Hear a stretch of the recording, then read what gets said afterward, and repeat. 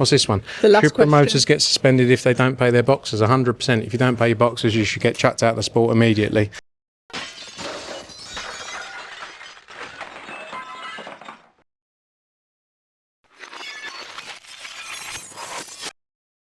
Treat all business calls as confidential. Right. Thank you very much for joining me, Frank. It's so nice to see you in the flesh. I know. I like speaking to you anyway, but it's better when you're here. Much more engaged in the Much fresh. more engaged. Right, I'm going to go straight to the questions that were set out by the viewers on Twitter that wanted to ask you some questions. Let's go. Right, so let's go. Everything boxing, I'm sure you know who that is. Any intention to sign more US fighters, particularly for undercards? Matchroom seem to be using other promoters' fighters and guys unsigned for their undercards at the moment. Yeah, we'll continue to sign. We've got the Project Series shows launch next Friday. That's part of a sort of breeding ground of talent that will then come through the Matchroom shows in time as well. So that kicks off next Friday, but a lot more intentions to do more in the US for sure. A follow-on question from that, they're asking why is it that you seem to be outsourcing your fighters, and that's from Base the Kid. No, not necessarily outsourcing, but it's about working together with the other partners on DAZN as well. You know, Top Rank, Golden Boy. If there's fighters that make sense in the local market where we're doing shows, it makes a lot of sense from both sides to include those fighters on there. Sweet Pugilism says, generally, what is going on with Matchroom in the UK? Yes, the USA product has improved, but the UK product and output seems to be poor at best. Any plans to rectify this? Whitaker, Wallace and the rescheduled Smith Puello, I feel, isn't cutting it, and that's from Sweet Pugilism. Sorry about that, Sweet Pugilism. We'll continue to work to make you happy.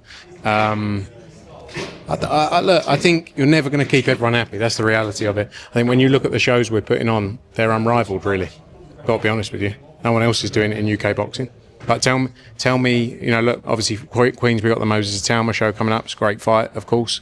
But like, I honestly think we're unrivaled in terms of consistency of delivering great shows. But again, we got to deliver for fans, so we'll always listen to fans' feedback.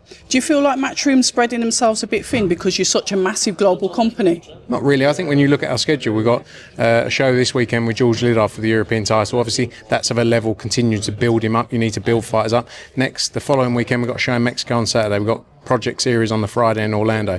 The weekend after that, we've got New Jersey, Andy Ruiz, who we just signed against Damien Nyber. We've got Amo Williams on that card as well against Vito Melnecki, a brilliant chief support. The day after that, we're at Croke Park, 80,000 people with Katie Taylor. 2 weeks after that, Pat Brown fights John Hedges for the British and Commonwealth Cruiserweight titles. 2 weeks after that, Ben Whitaker fights in the final eliminator with a stacked undercard. 3 weeks after that, Dalton Smith fights Alberto Puello for the WBC World title, plus more to be announced. So, I mean, there's a lot going on, yes, but you know, we've done it for years. Nothing changes. We're fully focused on continuing to deliver for fans all around the world. One of the questions is Conor Walker, Jack Catterall, Josh Kelly, Lewis Crocker. What about them? When can we expect to get those out? Conor Walker, we're looking at a fight in the US for him on one of our shows in November, I think. Spoke to Sam Jones about that.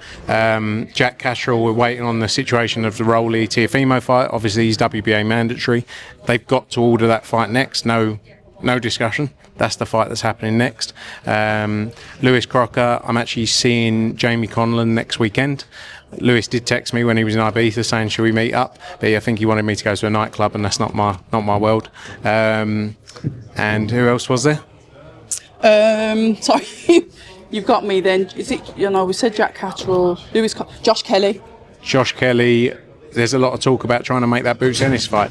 Obviously, he's got the stitches that have to heal from that fight in Saudi, but that is very much a focus of ours to try and make that. James Griff says, any new signings to announce? I know you've recently announced Odell Kamara, so definitely that's one to watch. We like the promo, we love that. Andy Cruz, apparently now a free agent, and will Matchroom have any other shows in October? As there's nothing in the US. I think that comes from the US fan base. Andy Cruz, yeah, his deal is up. We're looking at opportunities with him. Oh, you are? Yeah, obviously it's got to make sense for everyone, of course. And in terms of shows in October, we're working on our show schedule for October, November, December, both in the UK and in the US and globally. Okay, Mickey Ward, with Teofimo Lopez signing directly with DAZN. I think we kind of covered this the other day. And DAZN just signing as obviously signing fighters, it looks like the broadcaster is testing a model where they hold the fighter and the promoter becomes a hired hand rather than the rights holder. Given Matchroom itself is under contract with DAZN, is there any worry that they start signing more fighters directly and cutting out the middleman? And if so, how do you protect Matchroom from being reduced down to just an events operator? Not at all. Our business, ultimately, when you look at it, all these fighters who come up with the idea of, I'm going to be my own promoter, none of them want to take any risks. None of them want to front up $1.5 million to put up a show. None of them want to take the risk on selling $2 million worth of tickets. That's where we come in, you know. And also there's the side of actually promoting events. You know, it's all well and good to say, I'm going to be a promoter. There's a lot that goes into it. We've got 40 staff working full time around the world, delivering shows week in, week out. You know, dealing with problems. When York Hall cancels with 7 days to go, you think a fighter's sitting there going, oh yeah, what I'm going to do is this. Like, everyone loves the idea of being a promoter. Everyone thinks it's beautiful. Everyone thinks you make a load of money. It's easy work. I mean, the reality is very different. And I'm sure people continue to see that. Okay, Sammy says, with Zuffa's growth, how will traditional promoters like Matchroom compete with Zuffa when renewing fighters' contracts? What is the vision of Matchroom in women's boxing, especially with the new partnership with MVP? And will Matchroom also have some MVP fighters on their shows? The Zuffa piece, firstly, I keep saying it's no different to what we've seen before. You know, and people say they're big. They're a big group. Yes, but they also have to answer to the public. They're publicly traded.